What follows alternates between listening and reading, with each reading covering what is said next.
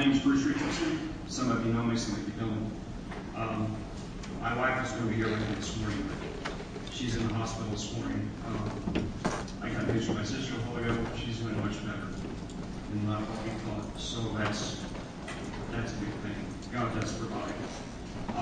I do want to say to the folks that went to Honduras, I'm really glad you all went this year and did all the digging, because I know what we did digging 2 years ago, and my heart goes out to you. I'm not a very good speaker, I'll tell you that up front, so I wrote this out and put it together, so I'm just going to read it to you. Our Guatemala trip. How do you put into words the week? Well, all I can say is hell on earth. As we came into land, you could tell that this was not Kansas. As we went through the week, it only got uglier, and the conditions that the people live in, to say the least, is unspeakable.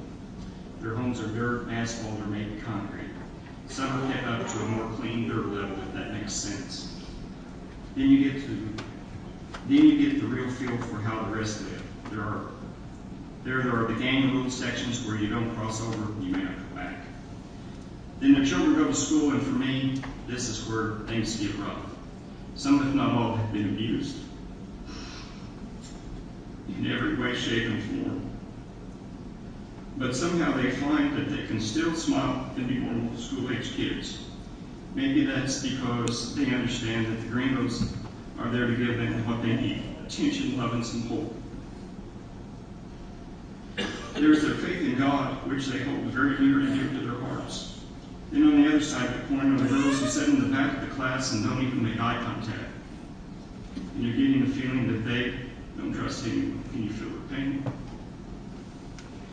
Then each of us see the little boy or girl that hits you right in the heart. For me, it was Michelle. We just seemed to apply right from the start. Then it took off and we were paired up to Noah's Ark skip. We were frogs. When her little eyes would look at you, it was like seeing her whole life. As time went by, I learned that God's little children did not have a mom or dad, but a grandmother, which all they shared were blood. So she didn't even want her, but at least she has a sponsor here in the States, and that makes sure she's cared for.